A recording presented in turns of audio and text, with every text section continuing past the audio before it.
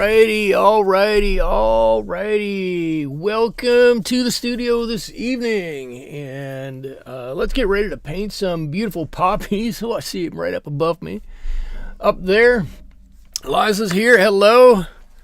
Welcome, Liza. Thanks for joining me and helping to make my Wednesday evening enjoyable. It's always enjoyable when you're here and everybody else who stops by. Let's see. Where do I want to start with? The paper that I've got here, I've got my poppies drawn on. They're roughly reminiscent of those flowers up there.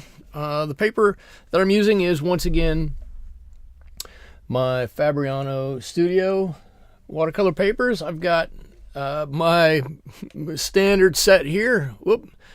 I'm back to normal using my M-gram paints here. Looks like my camera's just off. I bumped it a little bit. There we go. I'm going to be using a couple of different brushes this evening. Probably be using a couple of these quill mop brushes. Get some water on quickly, and then for the most part, again, going back to my King Art brushes. And I think with that, I'm just going to jump in. The Crafty Visage is here. Hello. Susie is here. Hello. Welcome to you both. Thank you for joining me on this Wednesday evening. And I should say, Susie made a comment in Discord. I posted the monthly challenge for April, and this month the challenge is a daffodil, something that will always remind me of spring. Spring is, or April is kind of a springtime month. Daffodils remind me of spring. Susie made the comment that daffodils are tough because yellow is a hard color, and Susie, you're exactly right. Yellow is a hard color. So if you don't want to paint yellow daffodils, there are other colors of daffodils. There's some beautiful white daffodils and some more orangey ones. Michelle is here. Hello, Michelle. Welcome. And as always, for anybody who's joining me, if you have any questions about anything, please throw them out there. I love to answer questions. I love to make this as interactive as possible. So I like when you all get involved, and I can help to facilitate some, I don't know, fun and learning, maybe a little understanding of paint, paper, technique, anything like that. So if you got some questions, like I said, please throw them out there. I love answering them. I'm just starting to drop on a little color here. I'm going to do a little blue at the top, painting around the basic shape of my flowers here. I'm going right over the stems basically, but the flowers themselves.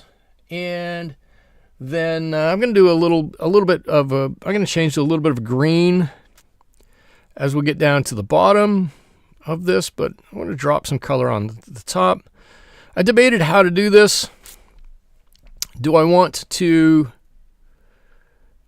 paint the flowers first and then come in and paint a background around them, or do I want to do the background first and then I can figure the flowers out later? I don't know. I don't. It's, it's 6 of one, half dozen of another. Just as I was thinking about it, I thought, well, maybe I'll just do the background first, and we'll figure everything else out later. So that's everything I'm going to put on with my blue. Let's get some nice green background in here. I'm going to use a little bit of my Azo Green here. It's going to really give a pop of color on some of this. And my favorite Cobalt Green has kind of run into a number of my different colors on my palette, and I'm having a little trouble keeping it away from everything else.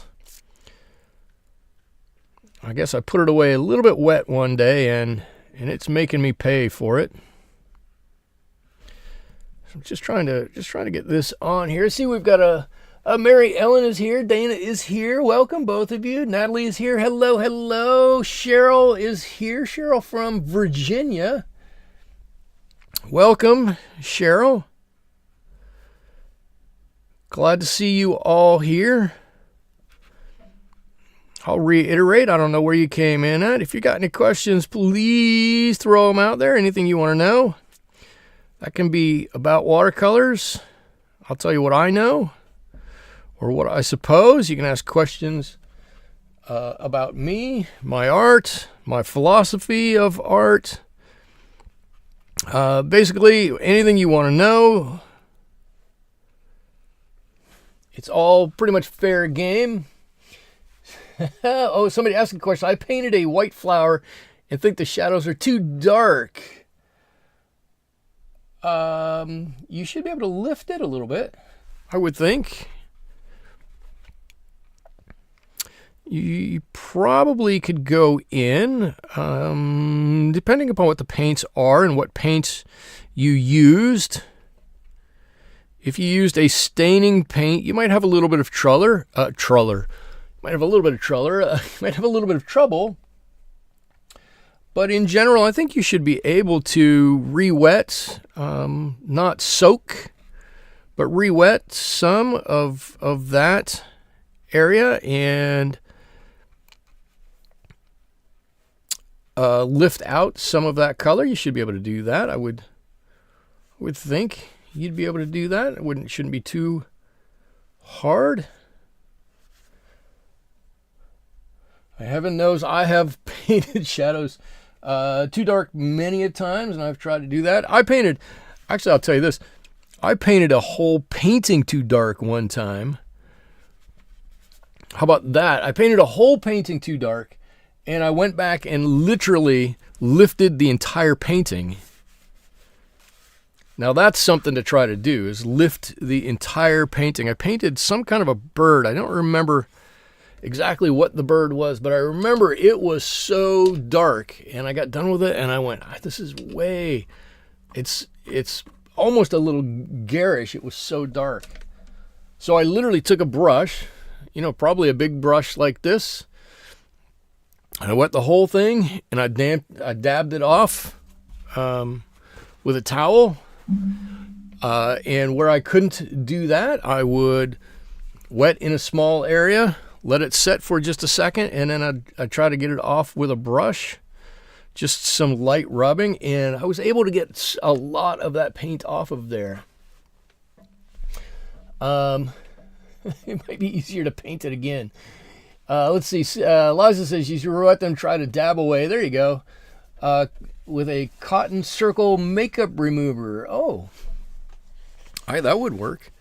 I know if you really want to remove some paint, you can use a magic eraser, but it'll take everything away, including the sizing on your paper and everything else. Natalie's saying, I got a quick start out of the gate tonight. Well, I had to get a little bit of a quick start. I know that this is going to be wet for a little bit, and if I don't get a quick start, then it's going to take forever to do everything. So I wanted to get a head start on everything. Excuse me. But now that we're here, right, you can see my flowers don't look exactly like that. I don't have nearly as many. I have a few. Let's see. These flowers, 1, 2, 3, 4, you can see kind of exactly resemble the 4 in the same position, or nearly the same position. That's on the reference photo there. And then this one got pulled in kind of from the bottom corner, but it should look very much like one that's there. And then these pods that haven't bent over, I put a few of those on there. Just a quick freehand drawing. Let's see. Katie is here. Katie Rourke. Welcome, Katie, all the way from Alberta, Canada. I love seeing Canada here. Let's see. Dilute yellows and warm them with a bit of red to change the shades. It's a good thing to do. Are you saying I should do that on here? I probably will. I have done a little bit of testing for this. I wanted to see if I could mix some colors and keep them transparent enough that I could go over them. Now, I live in California, so I like my poppies to be a little bit oranger than red, right? These are red poppies, but here in California, we like our orange poppies. So I tried to do that. Come on, come back and focus. There we go. I tried to do that a little bit and then drew a couple of little lines on them just to give some texture on there. But I'm basically going to do a little bit of this evening. Oh, I was saying for the daffodils. Yes. Yes. Absolutely. Let's see, Liza. Let's see. Oh my God, Liza, you've been working on lilacs. Oh, that is not easy. Lilacs are not easy. Natalie, you love poppies. I've done that before, but Karen, I messed up and loved and I love the result. Let's see. I like, you know what I really like painting that is hugely complicated. It takes a long time, but I love painting them are, oh shoot, hydrangeas. I love painting hydrangeas. They're fantastic. I saw an artist, Susie says, I saw an artist on YouTube wash a whole painting off a piece of arches. Wow. He stretched it and painted on it again. Don't ask me what channel. I saw a guy years ago. And again, I like you. I don't know what the channel was. I don't recall in the least. But he actually took a spray bottle when you would spray, and he put it in a strong stream, and he would hold it right on to his page and squirt it really hard, and then dab off, and squirt it and dab off, and it made these interesting streaks. And he used them for streaks of light, which I thought was really a cool thing to do.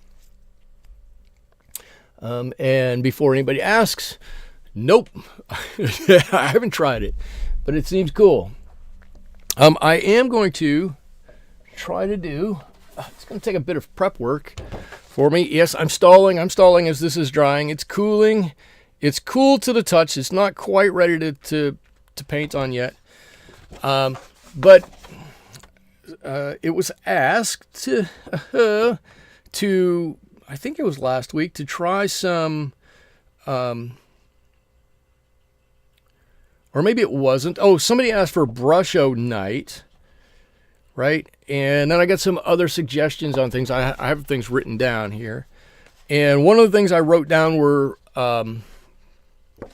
different treatments or different ways you can do things. So like using soap or alcohol or tissue paper or saran wrap to make different patterns, or salt and blowing through a straw and stuff like that to make some different things. So I thought we would do that on one night. Lisa, you're saying yes for Brusho. Yes, Brusho. I'm saying, oh my God, Brusho. Brusho's great. I love Brusho. But boy, oh boy, talk about not having any control. Brusho is, I mean, it's fantastic. It's a cool thing, but you really have to be able to let go.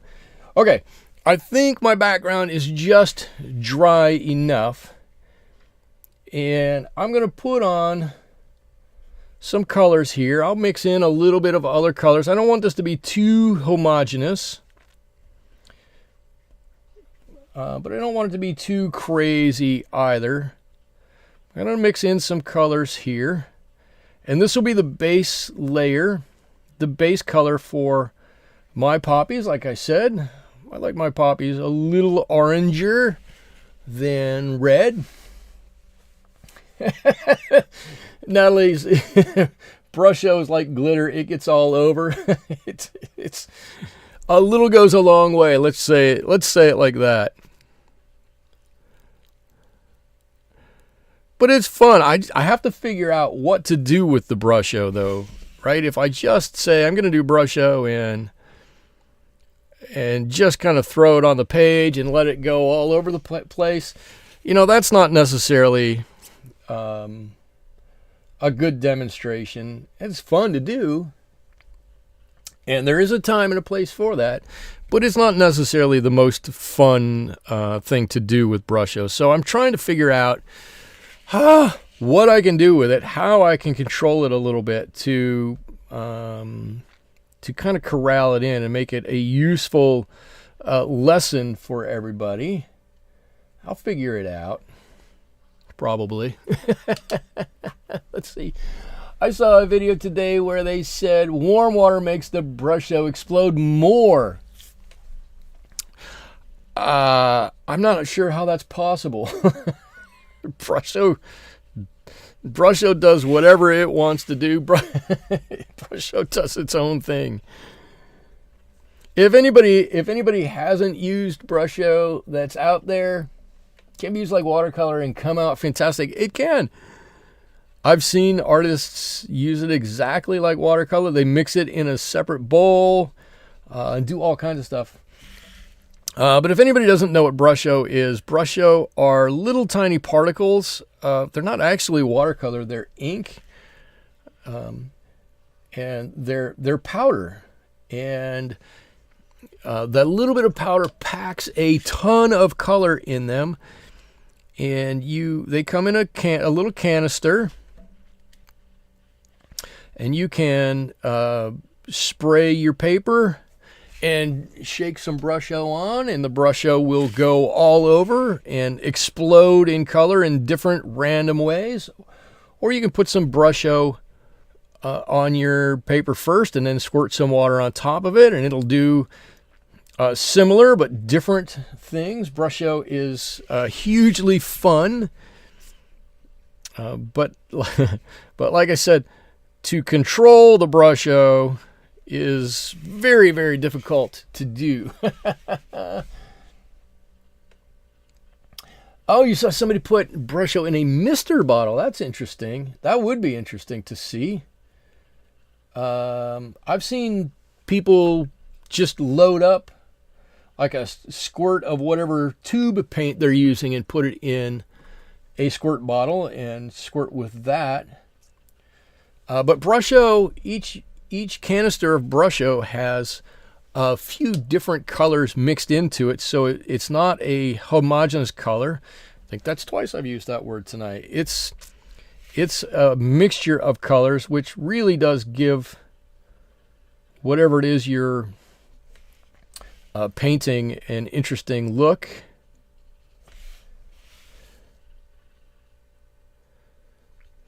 Here, I don't know. We got something like this. We got one more to go, and I've got a big pod right in front of this one. Well, that's interesting. I don't remember drawing it like that, but that's okay. We'll just do this a little bit. So Brusho night will be coming up. For those of you who, whoops, I got a little off the page there. For those of you who don't, Foghorn is here. For those of you who don't typically show up here, or if this is your first night and you're going to start coming, there's a link down below to my Discord channel. And on my Discord channel, I've got a monthly challenge that everybody can partake in. You certainly don't have to. But I thought it would just be fun if everybody could work on a similar thing once a month, and you can post it back on Discord if you like. Some people do. Some people probably paint it and don't do that. But you can kind of get an idea of how others are attacking the same, maybe not the same reference photo, but the same subject matter that you're painting. And we talk about it a little bit. It's fun to do. And then the last Wednesday of each month, I'll paint my version of whatever that month's challenge is here on a Wednesday night. So it gives me something to look forward to. It gives you all something to know that I'm going to do at least once a month. And you can do a painting of it and gain your understanding, and then you'll get to see me, and I'll explain to you why I do the painting the way that I'm doing the painting, and hopefully we have a little bit of fun all together doing it. Let's see. Foghorn, hello. Did I say hello to Foghorn? Let's see. Liza, you're trying to give up control because you're a very controlling person. Good luck with that. You have to start somewhere. You're going to start with Brusho. Oh, Brusho is maddening sometimes. And Foghorn is here. Michelle says, lots of mixed media artists do that. Certainly did love playing with it that way. Interesting. Interesting. Let's see. Everyone hit the thumbs up. Oh, thank you. Thank you, Liza. Everybody hit the thumbs up. That does really help me out. Boosts me up in the YouTube analytics quite a bit. So, Liza, thank you for mentioning that. And Susie says, the Discord challenge is fun. Everyone is very encouraging. I hope everyone is always encouraging. We're all trying to get by and do what we do with our paints, and right? There's no right, there's no wrong. We're just having fun with it, and it's just how it is, right? We're all on an art journey together, and we can all help each other out. So let's help each other out. That's the way I view it. Okay, so I feel like I'm screaming tonight. I got my microphone over. I should say I have a whole different setup here tonight. I have a whole different table over there that my computer is on, and my monitor is on, and my camera here, this one, is now attached way up high. It's not attached to my desk, so that if I wiggle my desk, now you can see it wiggle and the camera doesn't go with it. It was a little unnerving to try to set everything back, take everything apart and set everything back up. But I think I got everything up and running the way it needs to be, or the way I would like it to be. Let's see. Liza, I've learned a lot from Michael and a lot of people who show up here, and I want to thank everyone. I've got an icon in front of that. I can't read it. Liza, I'm glad that you come and you learn something. I hope you have fun while you're learning something. That's important too, right? Everybody but me, let's say, talks about how difficult watercolors are, and I'm not saying that watercolors aren't difficult, but I think we make them a little bit more difficult than they need to be.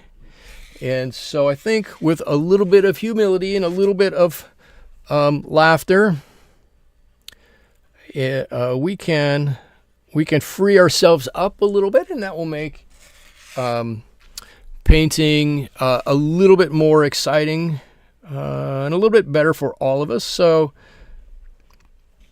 I hope if anybody comes to my channel here, they enjoy themselves a little bit. Let's see, I'm going to do this.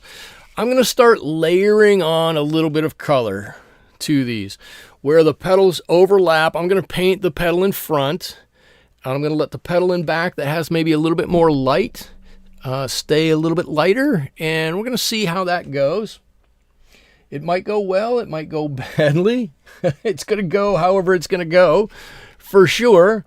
And then we'll reassess after a second round of color goes on and see what we need to do, if anything, to make these stand out even a little bit more. Crafty Visage, watercolors is your favorite medium. Eliza, you said you do have fun here. Thank you. That's great, fantastic. And Crafty, I have to say, I'm with you. Watercolors is my favorite medium. I don't do much in any other medium, just watercolors, because I enjoy it. It's fun. I like the challenge. I like that you can paint something super realistic and something super not realistic, and they're both totally acceptable in the watercolor world, and they can both turn out to be something fantastic. It's such a versatile medium, and there's not much I don't like about watercolors. I love that you can pick it up quickly. I love that you can set it up quickly. I love that you can clean it up quickly. That's important too. And it doesn't take to get a nice set of paints and a nice sheet of paper and a couple of nice brushes. It doesn't necessarily take a lot of money to do. It's one of the cheaper painting hobbies you could have. Let's see, Liza, you do your best with oils. Watercolors are very challenging to me, but you refuse to give up. Yes. I'm glad you're refusing to give up. Watercolors has been the most challenging to learn. Yeah, it is. I'm done saying watercolors is not challenging. It can be. It is. I think the real challenge, no, I think a big part of the challenge for everybody with watercolors is getting their mind around the fact that we're painting lighter to darker, right? That's not an easy thing necessarily to wrap your mind around. Our brain wants to think dark to light, right? Everything we've been taught, dark to light, dark to light, dark to light. And then watercolors comes along and it's the exact opposite of that. And so I think a lot of the difficulty that people have with watercolors is figuring that out. Oh, wait a minute. I've got to think of things completely the opposite way that I think of all other color theory or color interpretation, and it makes everybody's brain hurt. But once we get that figured out, I think that I think there's a lot we can do with watercolors to help make it better, more fun, easier. And I'm going to say easier, and with the caveat that I understand easy is in the brush of the beholder, but more enjoyable for everybody to do. I think that's a good way to put it. Let's see. Crafty Visage, you're challenging yourself to learn gouache. Interesting. I have not tried gouache, I will admit. Let's see. Eliza, your biggest problem is that you don't have the water to paint ratio down. That's tough. That's a tough one. That really is. And if you get too much water, then you end up waiting a long time. Your paper can warp or bubble. It's a tough one to figure out, for sure. And I'll give you a hint, Liza. It's always problematic. There will never be a time it's not problematic. Let's see. Let's see. Swatching over and over again helped me learn water to paint ratio. There you go. That is a good way. As I was a crayon and pencil artist first. Wow, I find that light to dark easy, but water to paint ratio so difficult. Okay, maybe I stand corrected. The water to paint ratio seems to be winning in difficulty.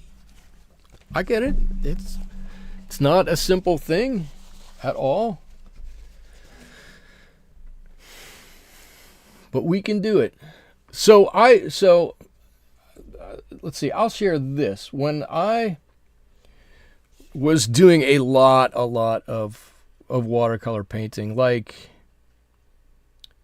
2 or 3 paintings a day, when I was really painting a lot, and I was really pushing myself to try to learn and figure everything out. I had had many troubles, but I had a few troubles. Let's just say it nicely. I had a few troubles with water to paint ratio. I think one of the things that was tough for me, and you guys can chime in if you've seen this too, I would go from a brush like this. All right, let me clean this so you can see it a little better. A brush like this, which is a synthetic brush, right? Synthetic hair. Then I would go to a brush like this, which is a natural hair. Then I would go to a bigger brush like this, which is a different type of synthetic hair, holds a lot more water. Then I go to a brush like this, which is out of focus, which is a part synthetic, part natural bristle brush, holds a totally different amount of water. And then if I grab one of these, then I'd go to one of these, which is a pure squirrel hair brush, which holds yet a different amount of water. And I would just kind of get used to doing one thing with one brush, and then I'd switch it up, and I'd do something else with the next brush. And then I'd switch it up, and I was struggling badly with trying to figure out how to control water and paint and everything. Right? There was a lot that was difficult. So what I've done is simplified my brushes greatly. You know, I will never stop. At least I hope I never stop experimenting with different brushes. I love brushes. People for years have called me a brush snob. But the one thing I did that I think really helped me more than anything else was I simplified the brushes that I use. I found one or two that really seemed to resonate and work for me and with me. And then I've kind of tried to stick with those, right? So I've used these ones, these King art brushes, quite a lot. And it's not just because they come to a nice point, which they do. It's not just because they hold a good amount of water and the water comes out consistently and evenly. But the amount of water that each holds, I can usually pretty well manage. And I don't have to worry too much about getting, a large ball of water inside my brush and then put it on the page and it just runs everywhere. And then I'm in cleanup mode and things get much more difficult. So, you guys can think about that sometimes we get a little carried away with the tools, and that affects the outcome a little bit. So if you've got a favorite brush or a couple of favorite brushes or a favorite even brush manufacturer, grab a couple of those and kind of stick with those, and don't change it up too much until you're really comfortable with it. Susie K is here. Excuse me. I got all excited. Hello, Susie. Susie says, I wipe my brush a lot on a lint-free cloth or paper towel to get the water out of it before I go to the paper. Yeah. So I've got this. So I go to, I do all this off screen and you can't really see it. So every time I go and I rinse my brush, I rub it across here, right? And that dabs out some of the water. And then I don't go into my palette with this huge bit of water. I don't know if you can see the water just dripping off of there. But as soon as I touch this, this is a automotive towel that you would dry your car with, right? I just dab it on there, and it just soaks the water up. It pulls it out of the bristles of the brush quite a bit. So I keep all of that stuff off camera so you guys can't see it. Let's see, Mary Ellen, from the past videos of yours, you mentioned those brushes. They're on my Amazon wish list. Okay, so cool. These ones. I do, Mary Ellen, I do like these. I've got, let's see, I think this is the biggest one. I got this set. So this is probably the biggest one, this 18. But basically what I did was I bought the set, and there were 8 in the set. And I went like this, and I went, boop, and I broke them apart. And I have a set that goes with this big brush, and I have this set that usually sits on my desktop over here. And these are the ones, these 4 are the ones I've been using for a long, long time, a couple of years now. And I really love them. I think they're fantastic. Okay, let me get back to trying to do some painting here. Let's see if I can do this. I'm not sure how my poppies are going to turn out here. I'm going to put a little bit of red down here, and I'm going to hope to draw this out a little bit with a little bit of this yellow. I should say, if I haven't mentioned it, if I haven't, I'm sorry about that. I'm sticking with the reds and yellows here, obviously. Right? The reds that I'm using, the red that I have on the poppy that I'm working right now is Pyrrol Red. Right? I love Pyrrol Red. It's like a bright fire engine red. That's the way I kind of describe Pyrrol Red. And I'm mixing that with a little, I believe it's Azo Yellow. What is it? Oh, Hansa Yellow. A little bit of Hansa Yellow. Hansa Yellow is a cold yellow. This has got a little redder than I wanted down there, but that's okay. We'll pull that up a little bit. I think we'll be fine. Now you'll see me go into a slightly different red. That slightly different red, the next one up on my palette, is Alizarin Crimson. I like Alizarin Crimson because it's got a lot of, what do I want to call it? See-through-ativeness. Right? It's pretty transparent. And I don't have to worry too much about getting something that's opaque. And I don't have a whole lot of opaque colors on here, but I don't want, especially for this one where I'm trying to layer on and I want to see kind of a petal on a petal on a petal. I wanted to be a little bit more opaque. I'm sorry, transparent than opaque. Who has Susie? Wait, anyone remember the number of the King Art brushes? I do. Somebody said they have King Art brushes. Who? I have a set of the King Art. Crafty Visage, what number do you have? These, the ones that I'm using here are the 90-20 series of brushes. They are the pointed round series. They have a I'm going to say this. They have a 9000 series, but they're not pointed round. They're just rounded. They're more blunted on the end, and these ones come to a very sharp point. So a little difference between the two there. But I bought the 90-20 series.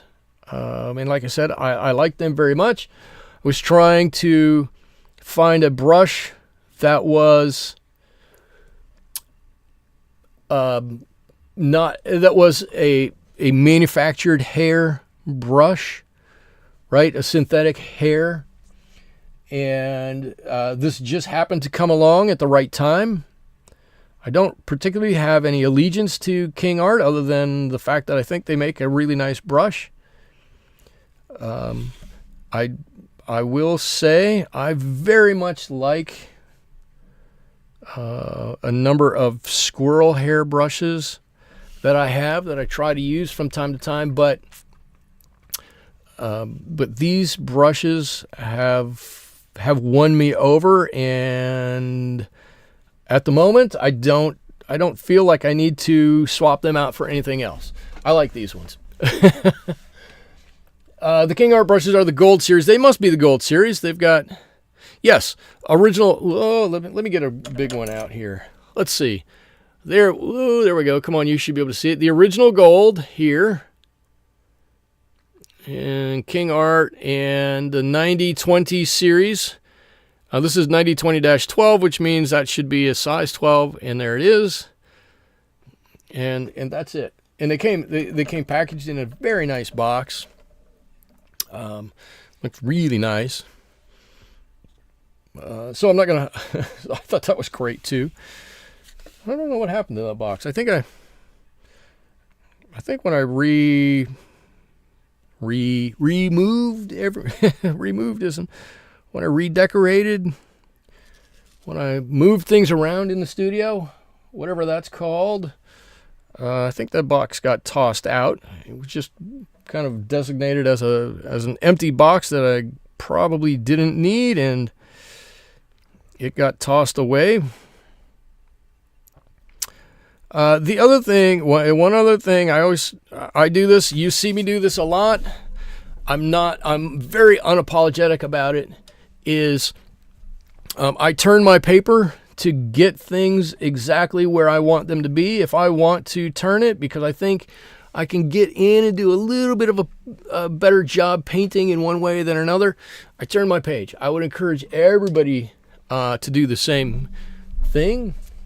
Anything we can do to make it a little bit easier for ourselves. My favorite, crafting visage, my favorite is my Grumbacher Golden Edge number 6 round and a Princeton Velvet Touch. Let's see.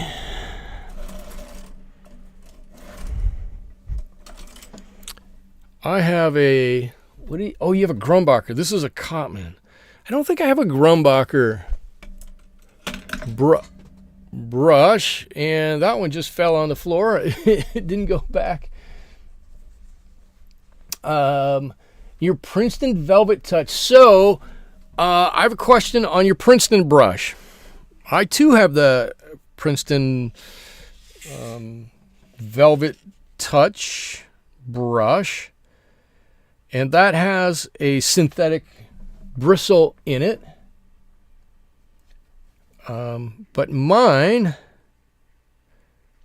got a big hook in it.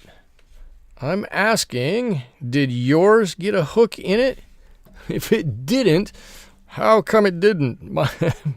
Mine developed a pretty big hook on the end after only a month or so. I was very disappointed in it. I wanted to like it a great deal.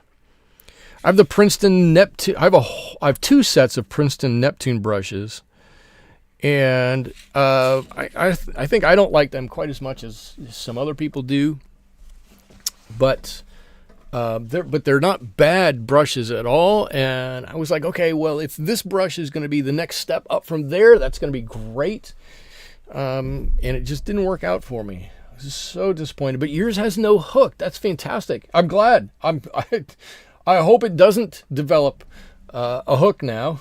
Now that I've mentioned it, I'd feel badly if it did. All of a sudden, you're gonna pick it up tomorrow, and you're gonna go, no, now it's started to get a hook, and then I'm gonna feel bad about it. But I've had that experience with a few synthetic brushes. I actually bought a set of these wonderful, well, they got wonderful ratings anyways. They're long-handled quill brushes. I have a lot of quill brushes. I like quill brushes. I don't use them quite as much as I used to. But I got them from Jackson's Art Supply, and same thing. They immediately kind of got a big hook in them, and I get a little razor, and I'm trying to cut just the end of the hook off, and then it never came to a point again, and wildly disappointing.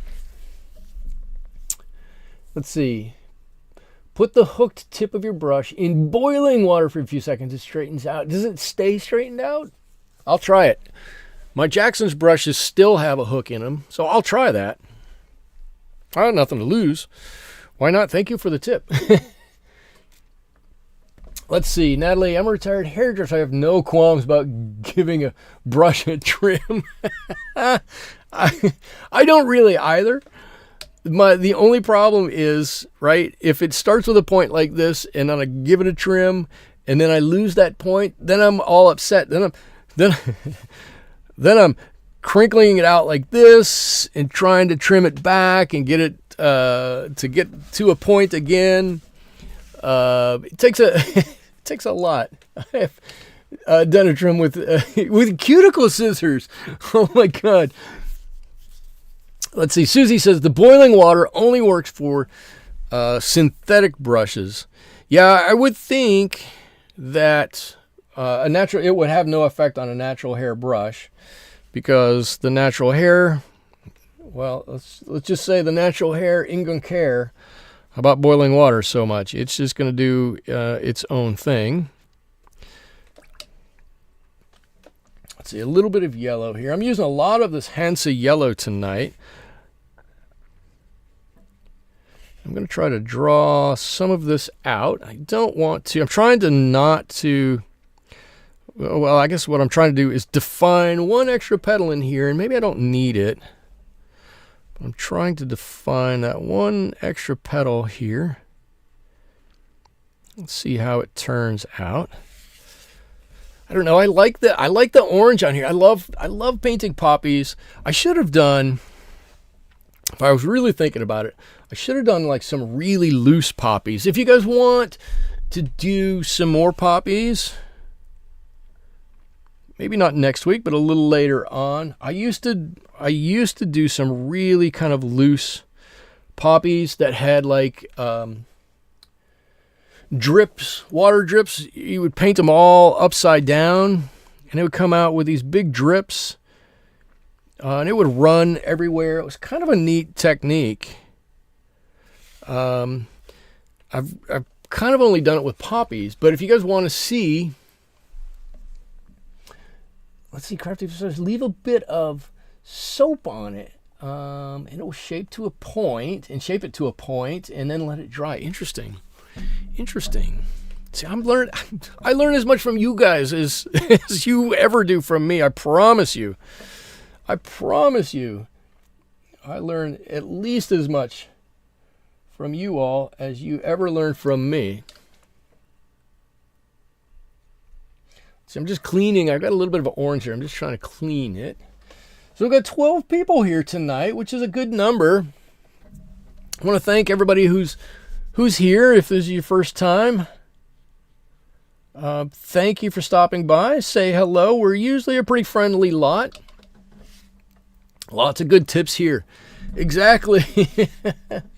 So I've heard of using hair gel. I think I tried hair gel and it didn't work. Or it didn't work like I wanted to. I've tried a number. I've actually tried a number of different things to get things back kind of the way I thought they should be, or I wanted them to be. Because I'm talking about it the way I'm talking about it, I guess you can assume that most of that was unsuccessful on my part, which it was. Let's see, I'm going to paint an orange down here on the bottom. This is the orange that I'm going into. This is straight orange. This is Azo Orange. It's a beautiful orange, but the Azo Orange is a little bit more opaque.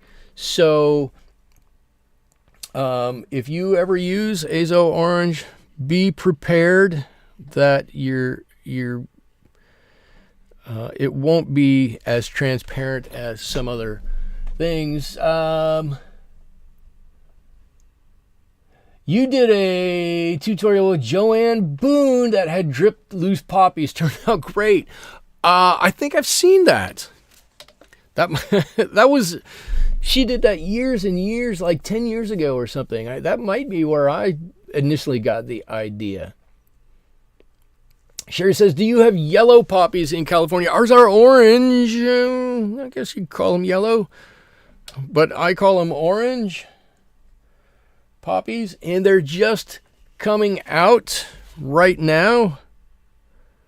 Our super bloom is starting. We're still getting rain. I'm not complaining because we haven't had rain in years. But our rains are still coming. Where I live, we're forecasted to have more rain this week. Probably that's going to be about the last bit of rain that we have. But we're still getting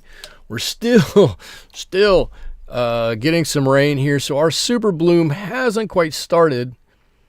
But the last couple of years when we've gotten rain, it's been absolutely stunningly beautiful. I just got a deer foot brush. Heard it's good for trees. A deer foot brush. Is it blunted at the end? I don't know what that is. But I imagine I have some that are really blunted that you use almost like stippling. Is that like that in any way, shape, or form? Am I way off base? Natalie, you've been getting all of our leftover rain in Phoenix. You're welcome. I don't know if you need any rain in Phoenix at this point. You're probably tired of it and ready for us to take our rain back, but you're welcome.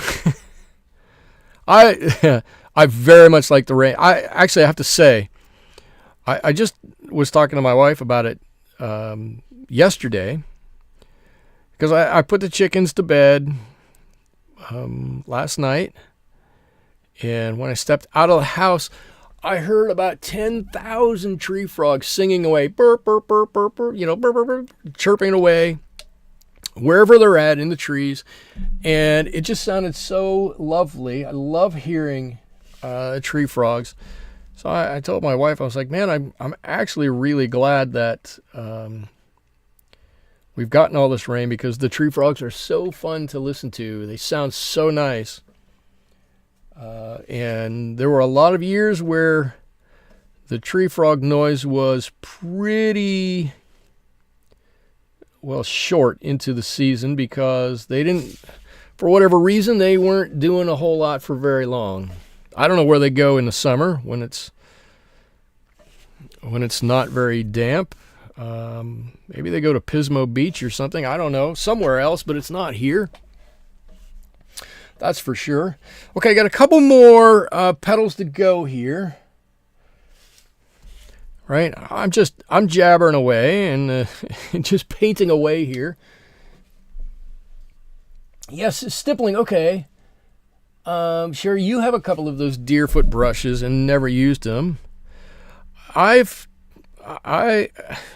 had a couple of brushes that I didn't know they were called deerfoot brushes, but they were almost a stippling brush that I've tried to use. I found out you really have to use a bit of thicker paint for them. If you don't use some thicker paint, then everything just kind of runs together. But Marianne, I hope you get a chance to use them this week, and you can report back to us next week how it goes. Eliza, you only know of using a fan brush for trees, and that's because you watched Bob Ross, who used to do that quite a bit. That's kind of, if I'm being honest, that's kind of how I learned to paint trees too. with a big fan brush. And you just grab your old fan brush, and you make a line, and then you down like that. You saw Bob do it a million times, correct? Maryland Thicker Paints, thanks. Let's see, are they tree frogs or chorus frogs? The chorus frogs around here are extremely noisy. I don't know. I've never heard of them called chorus frogs before. I grew up in Ohio, and we always called them spring peepers. I know they were frogs of some sort. I don't know what they're called. I'm going to call them tree frogs. I know I've found frogs in the trees from time to time, so I'm going to say they're tree frogs. Tracy is here. Hello, Tracy. Welcome. Welcome, welcome. Thanks for joining this evening. As usual, I'm just rambling on and trying to do some painting. If you have any questions, just throw them out there. I do like answering questions, so I'm happy to do that. Okay, I'm just about done with all of the petals there. And while I'm waiting for those to dry, I think what I'm going to do is I'm going to go back to my,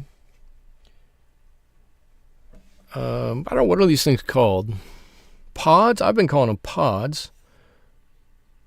Right? And I'm going to give just a little bit of darkness to them. Something like this. I might have got Liza. You might have to check me on this. I think I got a little too much water on this one over here, but we'll figure this out. All right, I'm going to put a little bit of color on there, and then let's give a little bit of this lighter green on there too.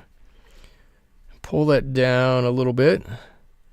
Let's give a little bit of extra color to these.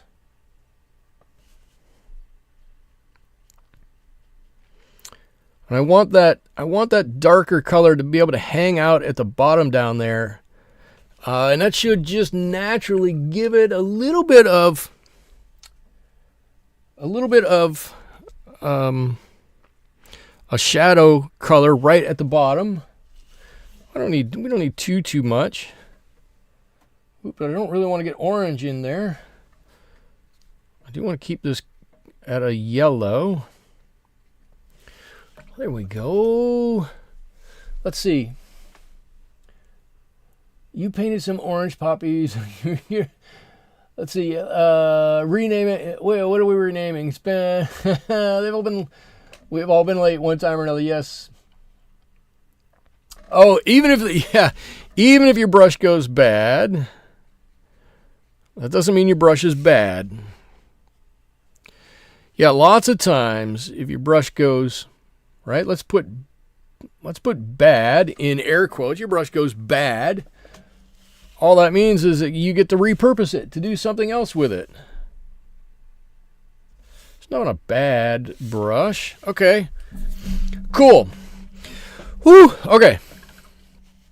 Where are we at on time? Oh, my Lord, we're an hour in.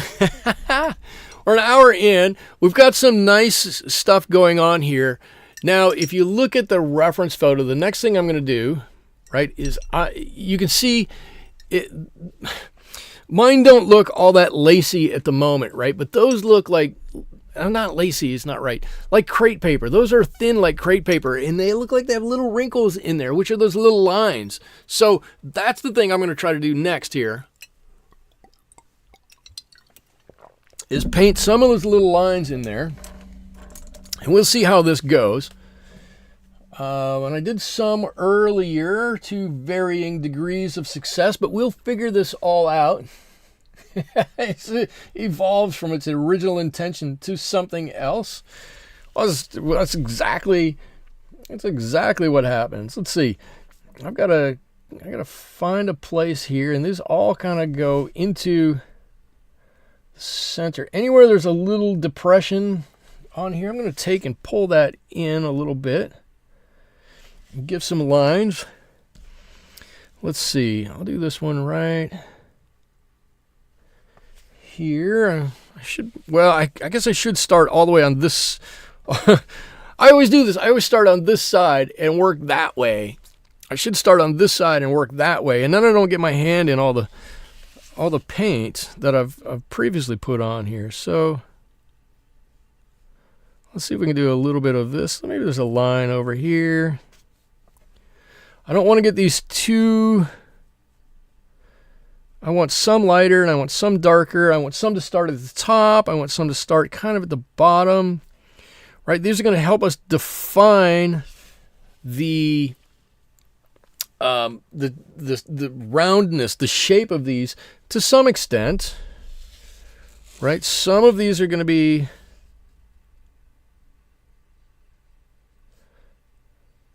a bit bigger than others. Some of them are going to be a little smaller.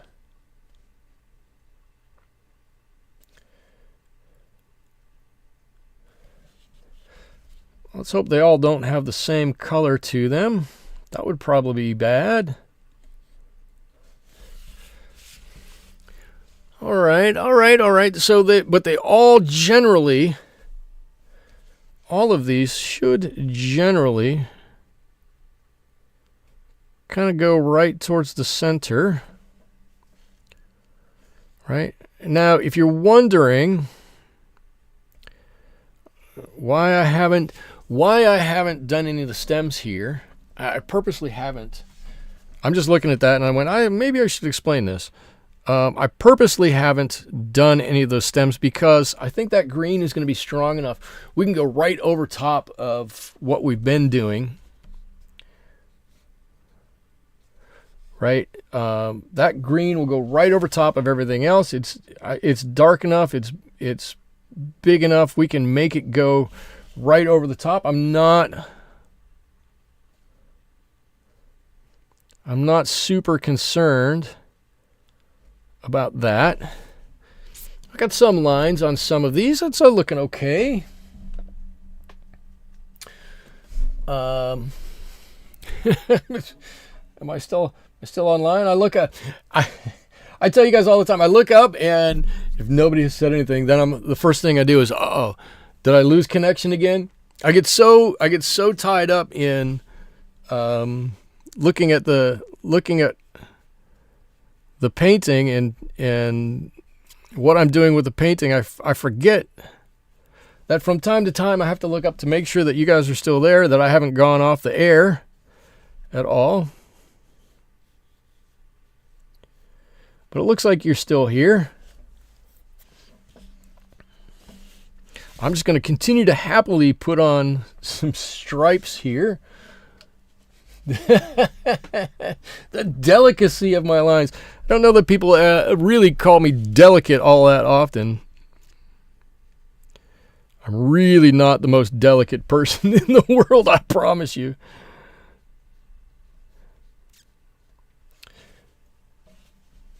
But from time to time, I guess, let's see this. I would think I want this one to come out this way. Now, if I really want to be delicate, we're still live. If I really want to be delicate, this is a 4. I could drop down to this 2. Oh man, now I've got paint on my table. Should rinse it before I do that. Let's see. I've got this 2 here. The problem with the 2, it does give me some beautiful lines here.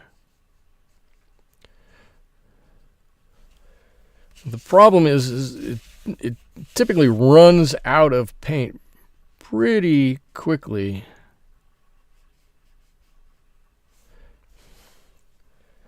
But we can reload it. Get it back in here.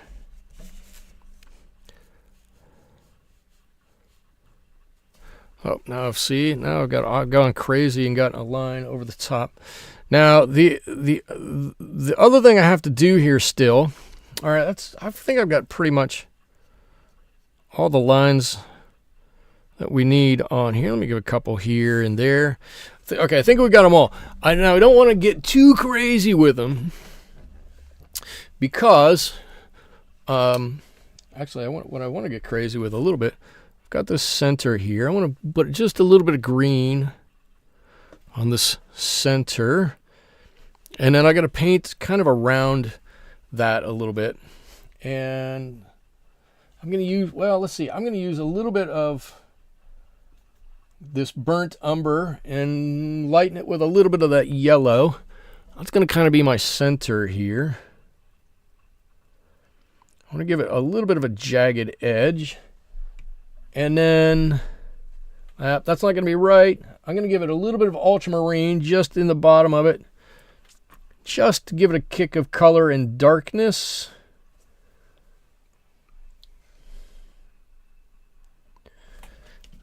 Can you even see it? Just a little bit. I did the same thing up here. I give it a little bit of blue up here. That might have been a little strong. I like this one over here. It's a little bit of dark towards the center of that. Let's see. We've got this guy over here that we need to get some color on. Let's give him some color. We don't want him to be, you know, kind of all alone over here. I wanted to put a couple of these in front. I purposely put this in front of this flower, and I purposely put that one back behind because I want to try to give it a little bit of depth, and we're going to develop a little bit more of that depth once we start putting in these stems. Although I guess they could be stalks. They're pretty hardy. I'm always surprised when I see these. They you know, they're super like delicate, and they just go up. They're kind of like a Gerber daisy. I don't know how Gerber daisies stay up either. There's huge long stems, and then this giant flower on the end. Well, then these ones aren't giant so much, but a flower on the end, and I'm always like, how did that stay up there? How did that do it? I don't know. Okay, so a couple of things that we need, right? Whew. Breath, Michael. Whew, take a breath. So I put on the lines on here. I want those on there right now. And so then the next thing I'm going to do is I'm going to look at that reference photo, and we have some darker areas on there, right? And I don't really have the darker areas on here yet, but I wanted, and you could have done it the opposite way too, but I wanted the lines on there just before I started darkening some of these up. So, I'm going to have to be a little brave when nature is amazing. I'm going to have to be a little brave when we go to put on some of the darks, right? So if you can see that picture, right, this one in the center right here, you can see the whole center of, I'm out of focus. Come on, focus. The whole center of this is, I mean, it's still in that image, it's still red, but it's way darker, and it totally gives it a little bit more depth where the shadow lines play one way and not another. So, gonna have to mix up some additional yellow orange over here, and be brave when I put it on here to darken it up a little bit further. So, having said that, because I think, well, let's see, this one's dry. I can do this, and that one's dry. These two have a little bit of wet on them, but I think by the time I'm done with these three, we can get back to those. So I'm going to be brave, and I'm going to just start with my orange base. This is Azo Orange, and then I'm going to drop, let's drop a little bit of this Pyrrol Red into this. Okay, that's the color I'm going to use. Wow, I'm looking on my screen up here. It looks fiery even up there. That's the color I'm going to use for the shadows that are on here. And it's just going to be one more layer. So I'm going to try to be brave. I'm going to really try to be brave. And I'm going to go like this. I'm going to try to follow some of what's here. And this whole thing. And I know you're saying, well, you just painted over top of everything that you had there. But I think my values underneath are going to show through a little bit. At least that's what I'm hoping.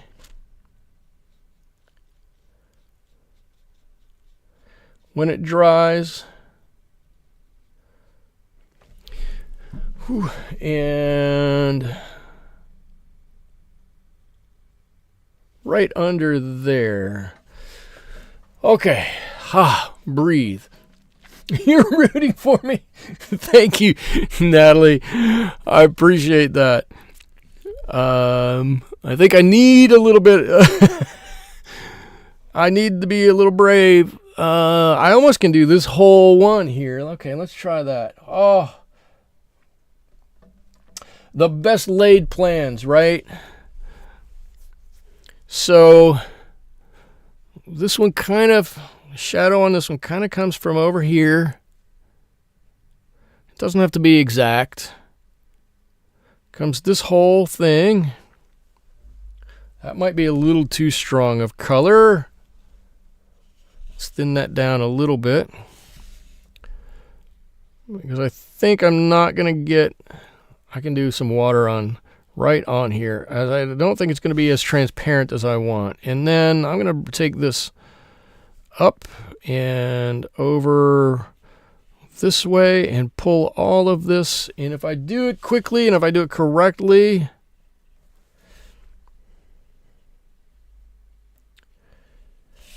I think that we're going to get what to me looks like, hopefully, a bit of a shadow area in there. But we can still see those lines through. I can see them here. I don't know if you guys can see them where you're at. Let me see if I can pick this up. And you can still see the lines coming through that I did underneath. So that's exactly what I wanted. Was just dab it. No, I can't dab it. I can't dab it.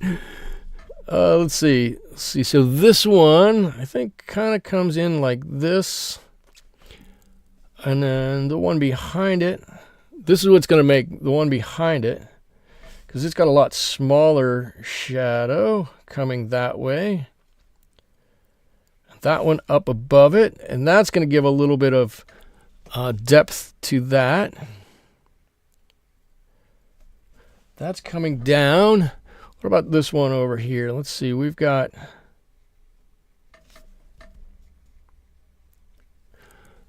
well, this is going to be all in it too. Let's make this come across this way.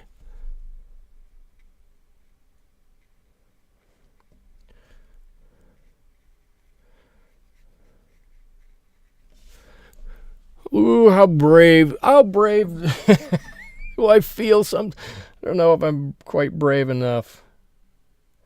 Let's do this like this, and that should, if I did it quickly enough and maybe a light enough, that should give that little bit of shadow in there. Oh, I don't know. I think I'm going to have to darken some of these lines again. This is the fun part. This is I don't know if this is necessarily the fun part. Actually, it's all fun. What am I talking about? Right? It's a little nerve-wracking because without having done this like this before, you never know exactly how it's going to turn out. And with everybody watching, I would really like it to turn out really nicely. But you never really know until you've done it once. There we go. I think that's a good shadow on that one. And this is lightening up, and it's lightening up a little bit. I think we're okay. I am going to need to darken some of these lines, and that's okay. I'm fine with that. Let's see, this can come across here.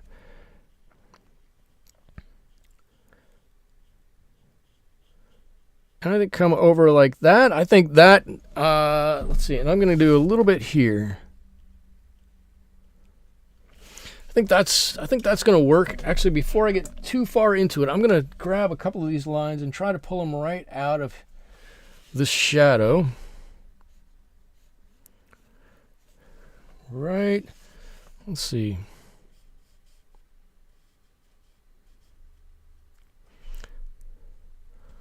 kind of where they were, but if we make them a little darker, it might work a little better.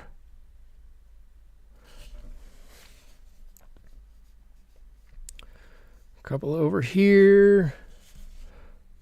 Oh, what was that? Oh, I got a little green in there. Ooh, don't do that. Come on, green, stay in your own spot.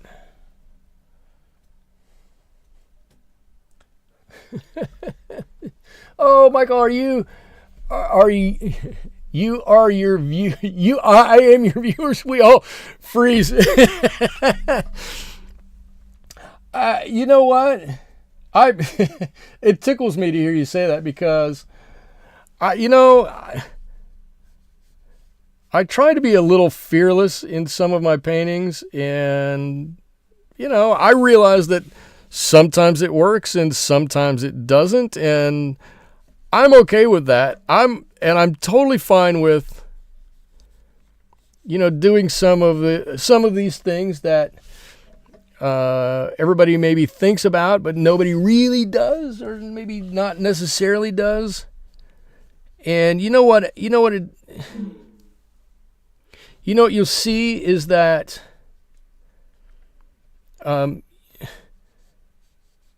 you'll start to see when I do it and when you do it that, it's not that big of a deal.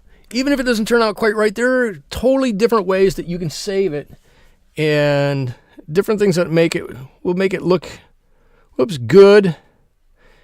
Even if there was an oopsie in there somewhere, it's just one thing. It's not a big deal. So, all right, I think the darkening of that helped a little bit. You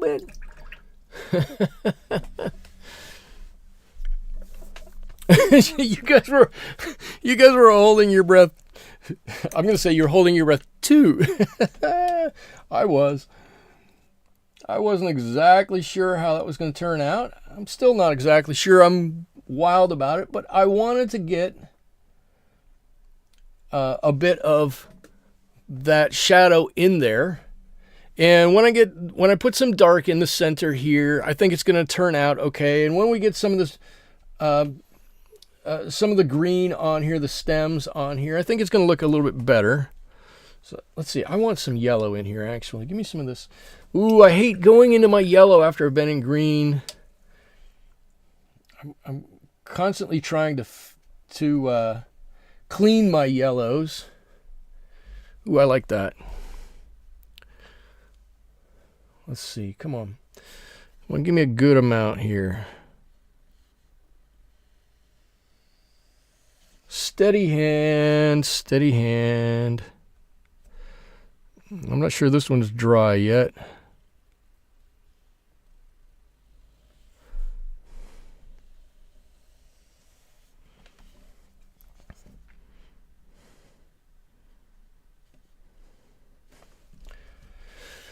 Ooh. Right, and we might have to give some additional, darken some additional down here at the bottom, and that's fine. Nothing wrong with that. Let's get a couple of these in here, just so we can kind of see what we're looking at. Crafty besides your poppies are always abstract poppies. That's cool too, right? That's cool too. Actually, abstract poppies oftentimes are fantastic. Poppies are such an interesting... I don't like painting a lot of flowers, but poppies are one that I really do like painting.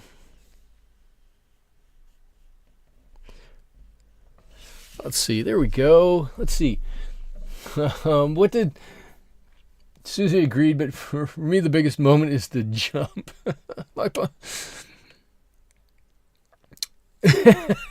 Susie, you tell yourself, it's only paper. It's only paper. It's only paper. What could go wrong? It's just paper, right? It's time and effort and learning. But it's only paper. And you know what? more than that, if you're having fun with it, right?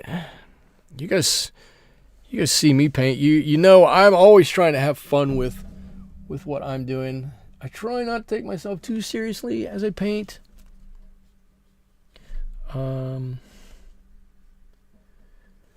Because I think sometimes that seriousness gets in the way of our having a good time while we're painting. And I do like to, you know, if we're not enjoying it, we're not going to do it as much. So I'm always trying to figure out how I can do this and have a better time with it. Part of it is just not taking myself quite as seriously. Maybe you might have more of a guess what it is painting. Who loves the... Mary Ellen, you love the top right poppy. Listen, if I can tell my right from my left, is that one? If I know my right from my left, and that's kind of dubious sometimes, I think that's the one. Let's see. I don't know. I was gonna do some little spikes on these. They all have these little spikes on them. Ah, come on. There's a big old hair on here or something.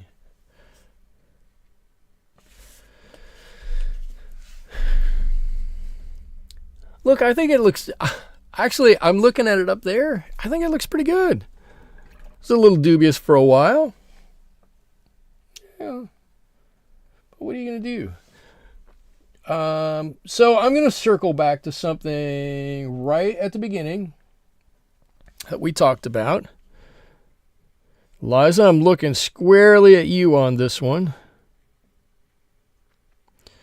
Liza talked about controlling water, right?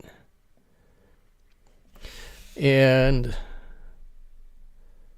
I'm gonna share something with you right now. I'm gonna share something with you right now. And it's one thing that has always bothered me about my painting. Come on. And it's something I've tried to fix. And so I've actually reoriented this. I think I talked about it last week. You'll hear me gripe and complain about it from time to time. Come on, give me some color here. Oy vey. Come on, Sepia. Come on out of there. There we go. And a little bit of that blue in there too. Okay. Tracy, you find that painting live is always a little intimidating. Yeah, it's a little more than that.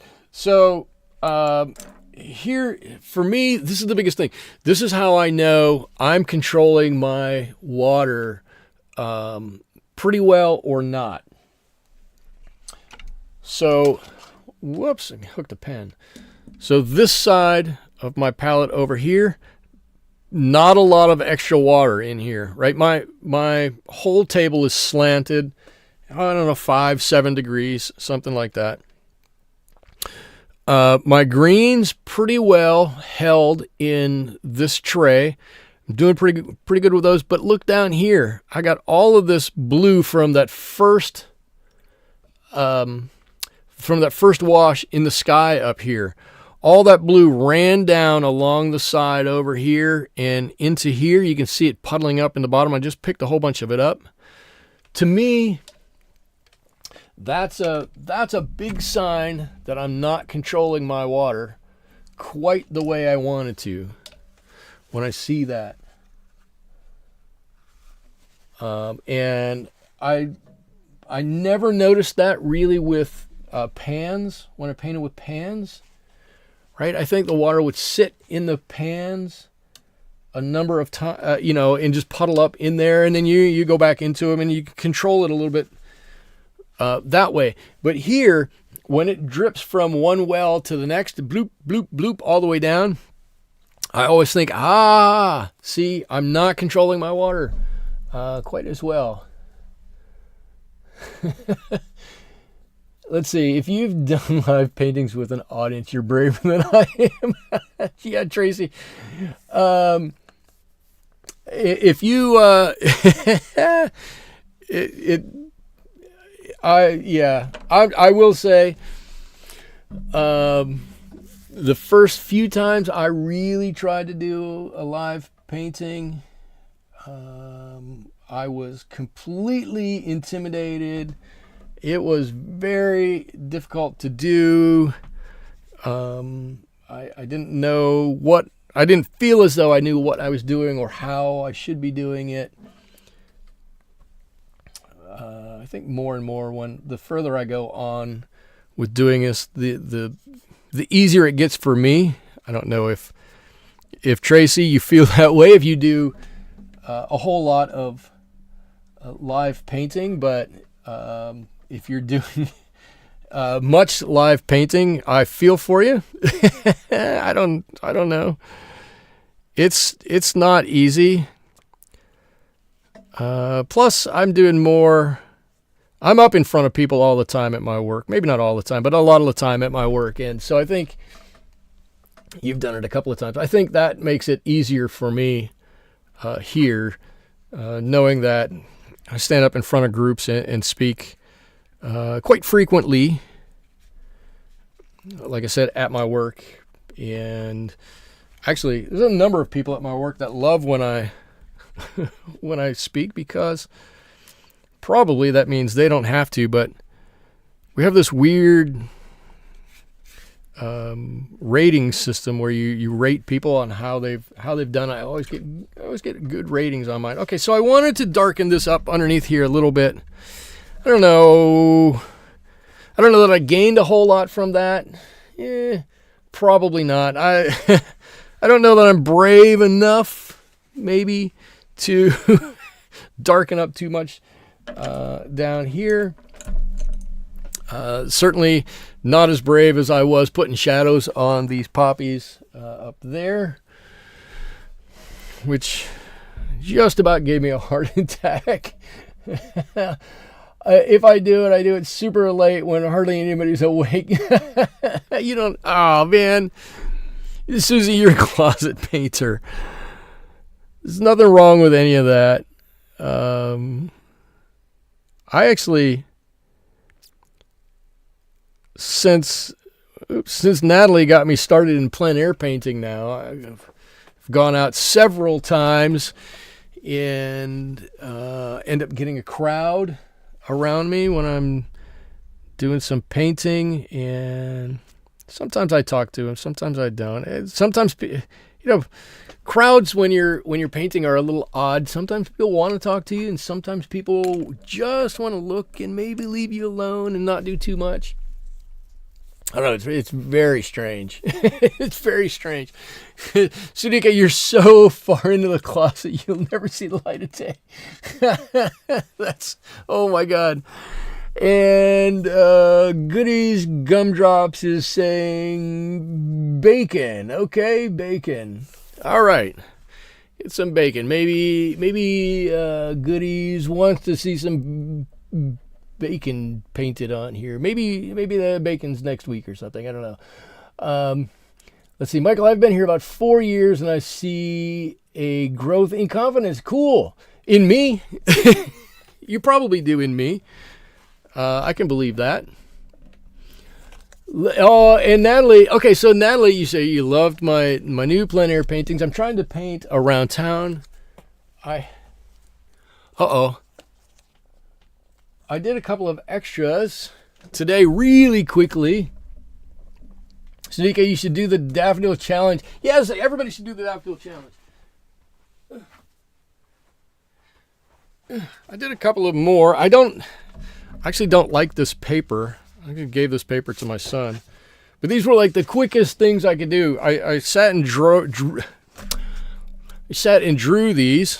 Am I still wet here? I'm still wet here. But this is one of the docks down there. And obviously, this is like a 3-minute, painting or whatnot. It's totally not done. You can't see the boards. The boats aren't done or anything, right? We have a maritime museum. Here's one of the boats. This is what I don't like about this is every time I turn the page, it breaks. All right, here's our power plant. It's just, I know it doesn't sound very exciting. Let's see, how does this one go? Oh, this one goes here. All right. This is down in our state park. The tide was out and you had all this exposed land over there. I'm not sure where the end of this one is at. It's on the back of one of these somewhere. Uh-oh. Oh, here. There it is. The tide was out here too. This is a ways away. I was trying to figure out this paper. This is really cheapo paper, I should say. And I was trying to figure it out. It didn't. I don't know. It's weird to do. And then I did. Whoop! There you go. We have the museum where these boats are at. Not these. Where this boat is at. And this boat is at. This is a bad drawing. Too short that way. And what was I going to say about the museum? Oh, see now, oh, they're all mixed up. All right. Well, anyway, fun with. Let's get rid of those. Dana, you like the boat? No, you love the boat. I took a bunch of pictures. I'm gonna try to do some more live painting with those. Maybe I'll sit out there. I went to go out over the weekend, and I think one day it was rainy, and one day it was about 42 degrees, and I went, that's probably a little colder than I want to go out there and do any painting. But I'm gonna get back there and do some painting out there. Maybe I'll take an old camera out with me and I'll film some, oh, you know what? I'll film some of the painting and put it in a video. I don't know that we need some of this. Just put on a little bit of something to bring out a little bit of that extra color. I don't even know. I guess you can see that a little bit. And before I do too much, I want to just, there's a couple of areas in here that I think, right in here, I think we can darken up a couple of these areas and maybe gain a little bit of perspective here, right? Darken back here. A couple of these. That's coming from underneath. I don't know that we need to do too much. Little spots here and there. Maybe we can add a really dark area into here and here.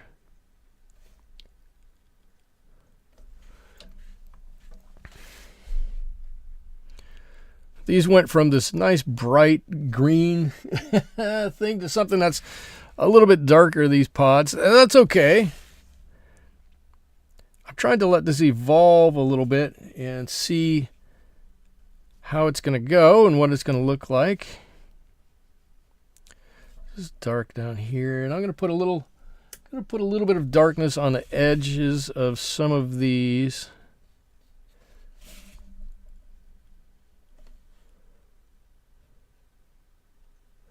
Stalks, stems, whatever. What did we decide these were?